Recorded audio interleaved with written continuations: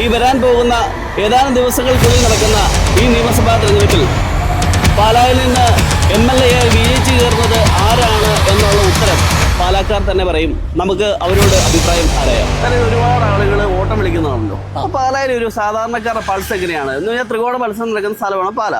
അപ്പോൾ പാലായിൽ ഒരു മുൻതൂക്കം കൂടുതൽ ആർക്കാണ്? ഷോണിനാണോ, കാപ്പനാണോ, ജോസ് കെ മാണിക്കാണോ? ഷോൺ ജയിക്കട്ടെ. കേരളത്തിലെ ഒരുപാട് ആളുകൾ ചർച്ച ചെയ്യുന്ന അല്ലെങ്കിൽ മുഖ്യധാര മാധ്യമങ്ങളൊക്കെ ചർച്ച ചെയ്യുന്ന മണ്ഡലമാണ് പാല. പ്രമുഖരായിട്ടുള്ള 3 സ്ഥാനാർത്ഥികളാണ്. ഇഞ്ചോടിഞ്ച് പോരാട്ടമാണ്. പാലായിൽ ആര് ജയിക്കും? എന്താണ് അഭിപ്രായം? ആര് ജയിക്കുമെന്ന് പറയാൻ പറ്റുമല്ലോ. ചേട്ടാ, ഈസ്റ്റർ ആഘോഷങ്ങളൊക്കെ ഉണ്ട്. എല്ലാ പ്രാവശ്യത്തെ പോലെ അടിപൊളിയാണോ? എനിക്ക് എല്ലാ ദിവസവും ഒരുപോലെയാ. എല്ലാ ദിവസവും ഒരുപോലെയാണ്. ഈ നിയമസഭാ തെരഞ്ഞെടുപ്പിൽ ആർക്കായിരിക്കും ഒരു ലോട്ടറി അടിക്കുന്നത്? ജോസ് കെ മാണിക്കാണോ, ഷോൺ ജോർജിനാണോ, മാൻസി കാപ്പനാണോ? എനിക്ക് പറയാൻ പറ്റില്ല. അതിനറിയോ, 3 പേരും ഇരിക്കുന്ന ജയിക്കാറില്ല. 3 അല്ല 5-6 പേരുണ്ട്. ഈസ്റ്ററിന്റെ ഓട്ടം എങ്ങോട്ടാ? ഇവിടെ ഒരാൾ നിൽപ്പുണ്ട്. പുള്ളിക്ക് വിളിച്ചത് എലുവ. എങ്ങോട്ട് നിൽക്കുന്നത്? ഈ ഇവിടെ തൊട്ടിപ്പറേ തീ പാർന്ന അടിയും തീ പാർന്ന പോരാട്ടമാണ് പാലായിൽ ഈസ്റ്റർ നടക്കുന്നത്. പിന്നെ ഇപ്രാവശ്യത്തെ തെരഞ്ഞെടുപ്പിന്റെ വിലയിരുത്തൽ എങ്ങനെയാ പാലായിൽ? ഇപ്രാവശ്യം എല്ലാവരും പറയുന്നത് ഷോൺ ജോർജ് ജയിക്കുന്ന. ഈ ഓട്ടോയിൽ കയറുന്ന ആൾക്കാരെല്ലാം അങ്ങനെ പറയുന്നത് ഷോൺ ജയിക്കും, ഷോൺ ജയിക്കും. എല്ലാവരും പറയുന്നില്ല. നിലവിൽ നമ്മുടെ MLA മാൻസി കാപ്പനാണ് പാലായിൽ. കുഴപ്പമില്ല. മാൻസി കാപ്പൻ എങ്ങനെയാണ് ഒരു വിലയിരുത്തൽ എങ്ങനെയാ? മാൻസി കാപ്പന്റെ കുഴപ്പമില്ലായിരുന്നു. കുഴപ്പമില്ല. ഈ മാൻസി കാപ്പൻ പാലായി ചെയ്തിട്ടുള്ള ഒരു 3 വികസന പ്രവർത്തനങ്ങളൊന്ന് പറയാമോ? അങ്ങനെ പറഞ്ഞാല് BJP ജയിക്കണമെന്നേ ഞാൻ പറയൂ. BJP ജയിക്കണമെന്നല്ല പറയുന്നേ. എനിക്ക് അതായത് LDF ഭരിച്ചു, UDF ഭരിച്ചു, എനിക്ക് വീട് ഒന്നുമില്ല. പാലായിൽ 40 ഡിഗ്രി ചൂടാ, നല്ല ചുട്ട് പഴുത്ത ചൂട്. അതുപോലെ തന്നെ തെരഞ്ഞെടുപ്പിന്റെ ചൂടും കത്തി നിൽക്കുക. പാലായിൽ ഈ പ്രാവശ്യം ആര് ജയിക്കും? പാലായിൽ ഇപ്പം ഒരു ത്രികോണ മത്സരം പ്രതീക്ഷിക്കുന്നു. നല്ല നല്ല നല്ല മത്സരം നടക്കും ഇവിടെ ഉറപ്പായിട്ടും. അതിലിപ്പോൾ പ്രെഡിക്റ്റ് ചെയ്യാൻ പാടാ. ആർക്ക് അനുകൂലമാണ് പാലായിൽ നിലവിൽ തെരഞ്ഞെടുപ്പ്? കാണുമെന്ന് ചോദിച്ചെന്നാൽ ഞാനൊരു പാർട്ടിക്കാരനാണ്. CPM പിന്നെ അഭിപ്രായം എത്രയോ പറയാനുള്ളൂ. അപ്പോൾ CPM അല്ലെങ്കിൽ ഇടതുപക്ഷത്തിന് വോട്ട് ചെയ്യും. ജോസ് കെ മാണിക്ക്. പാലായിൽ ഈ പ്രാവശ്യം ത്രികോണ മത്സരമാണോ അല്ലെങ്കിൽ? ത്രികോണ മത്സരം തന്നെയാ. ഈ ത്രികോണ മത്സരത്തിൽ ആര് നിയമസഭയിലെത്തും? ഷോൺ ജോർജ്. അതെന്താ പറയാൻ കാരണം? നല്ല ചൊറിചൊറുക്കുള്ള ചെറുപ്പക്കാരൻ. ഇവർ രണ്ടുപേരും അങ്ങോട്ടും ഇങ്ങോട്ടും ചാടി മറിഞ്ഞ് നടന്നതല്ലേ? ചാടി മറിഞ്ഞ് നടന്നതാണ്. ഇപ്പൊ ഒരാള് തന്നെ പറഞ്ഞത് ഇപ്പൊ ജോസ് കെ മാണിക്കാണ് സാധ്യത. പറയേണ്ട കാര്യമില്ല, എല്ലാവർക്കും അറിയാവുന്ന. ജോസ് കെ മാണിക്കാണ് സാധ്യത പറയുന്നത്. പാലായിൽ ആര് ജയിക്കും? അങ്ങനെ ഒരു തീരുമാനം പറയാനൊരു താല്പര്യം കാര്യങ്ങളൊന്നുമില്ല. പക്ഷേ എനിക്കൊരു താല്പര്യം തോന്നിച്ചാൽ ഷോൺ ജോർജ് എൻ്റെ മുൻകൂക്കമൊക്കെ ഉണ്ട്.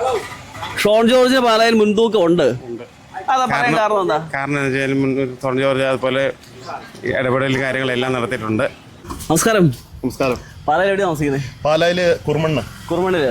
ഈ പാലായില് ത്രികോണ മത്സരമാണെന്നാണ് പൊതുവെയുള്ളൊരു വിലയിരുത്തല്.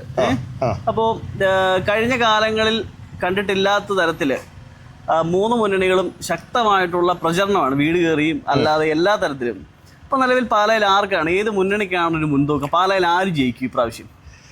പാലായിലെ ജയം എന്ന് പറയുമ്പോൾ അത് 3ഉം ഇപ്പോൾ തുല്യമായ ഇതിലാണ് പൊയ്ക്കൊണ്ടിരിക്കുന്നത്. അതായത് തുല്യമായ ഒരു വേവ് ലെങ്തിലാണ് പൊയ്ക്കൊണ്ടിരിക്കുന്നത്. അപ്പോൾ ഇതിനകത്ത് ആര് ജയിക്കും എന്നുള്ളതിനെക്കുറിച്ച് പ്രവാസിയായിട്ടുള്ള, അതായത് പ്രവാസികളുടെ രീതിയിൽ സംസാരിക്കുമ്പോൾ, നമ്മൾ പുറത്തുനിന്നൊക്കെ കാണുമ്പോൾ ഇവിടെ നടക്കുന്ന കാര്യങ്ങൾ, അതായത് കൂടുതൽ വികസനത്തെ കരുതി വേണം നമ്മൾ വോട്ട് കൊടുക്കാൻ. അതുപോലെ വേറൊരു കാര്യം, ഞാൻ ഇന്ന് പാലായിക്കൂടെ സഞ്ചരിക്കുമ്പോൾ ഞാൻ കണ്ടൊരു കാര്യം എന്ന് പറഞ്ഞു കഴിഞ്ഞാൽ 2 ട്രാഫിക് പോലീസ് നിൽപ്പുണ്ട്. അവർക്ക് ട്രെയിനിങ് ഇല്ല എന്നല്ല പറയുന്നത്, അവർ കഷ്ടപ്പെടുവാണ് അവിടെ നിന്ന്. കാരണം എന്താണെന്ന് ചോദിച്ചു കഴിഞ്ഞാൽ നമുക്ക് ഒത്തിരി ട്രാഫിക് ക്യാമറകളും നമുക്ക് ഇതെല്ലാം ഉണ്ട്. പക്ഷേ ആ ട്രാഫിക് ലൈറ്റ് പ്രോപ്പറായിട്ട് വെക്കുകയാണെങ്കിൽ ആൾക്കാർക്ക് അത് അങ്ങനത്തെ കുറേ ഡിജിറ്റലൈസേഷൻ, പിന്നെ എഡ്യൂക്കേഷൻ നമുക്കുണ്ട്. IT ഇത് എല്ലാം കൊണ്ടുവന്ന നല്ല കാര്യങ്ങളാണ്. IIIT ഒക്കെ എന്ന് പറഞ്ഞിട്ടുണ്ടെങ്കിൽ പിള്ളേരെ പഠിച്ച് വലുതായി അവർക്ക് ജോലി കിട്ടാൻ വേണ്ടി ജോലി സാധ്യത കിട്ടുന്ന ഒരു ഇതാണ്. അതുപോലെ തന്നെ എന്താണെന്ന് ചോദിച്ചു കഴിഞ്ഞാൽ നമ്മൾ ഈ പറയുന്ന വഴിയെ വണ്ടി ഓടിക്കുമ്പോൾ തന്നെ ആണെങ്കിൽ ഒരു നിരയിൽ പോകുന്നത് 4-5 വാഹനങ്ങളാണ്. പക്ഷെ അത് ആരൊക്കെ എന്തൊക്കെ കൊണ്ടെന്ന് പറഞ്ഞാൽ അത് രാഷ്ട്രീയക്കാരെ കുറ്റം പറയാൻ പറ്റില്ല. നമ്മൾ ഇവിടെ ജീവിക്കുന്ന ആൾക്കാർ കുറച്ചും കൂടെ ശ്രദ്ധിക്കണം, അല്ലാതെ പറ്റിയല്ലോ. ലണ്ടൻ ബ്രിഡ്ജ് എന്ന് പറയുന്നത് ആദ്യമൊക്കെ പാലക്കാരായതിൽ അഭിമാനത്തോടെ ഞങ്ങളൊക്കെ കണ്ടുകൊണ്ടിരുന്നൊരു കാര്യമാണ്. ലണ്ടൻ്റെ സ്റ്റൈലിൽ ഒരു ബ്രിഡ്ജ്, അതുവഴി അപ്പുറത്തോട്ടൊന്ന് കിടക്കുക, ചുമ്മാ അവിടെ പോയി കുറച്ച് നേരം നിൽക്കുക, മേനിച്ചലാറ്റോട്ട് നോക്കി നിൽക്കുക, തിരിച്ചു വരിക.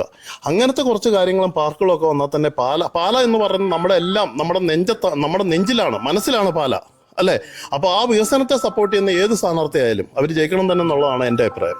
ഇപ്രാവശ്യം ആര് നമ്മുടെ പാലായിൽ നിന്ന് ജയിച്ച് നിയമസഭയിലെത്തും? പൊതുവെയുള്ള പറച്ചിൽ ജോസ് കെ മാണി ജയിക്കുന്നതാണ്. ജോസ് കെ മാണി ജയിക്കുന്നതാണ്. പക്ഷേ ഇലക്ഷൻ പ്രചരണമൊക്കെ 3 പേരും ഈ പറയുന്ന 3 മുന്നണികൾ കട്ടക്കാണല്ലോ. ചെയ്യുന്നത്.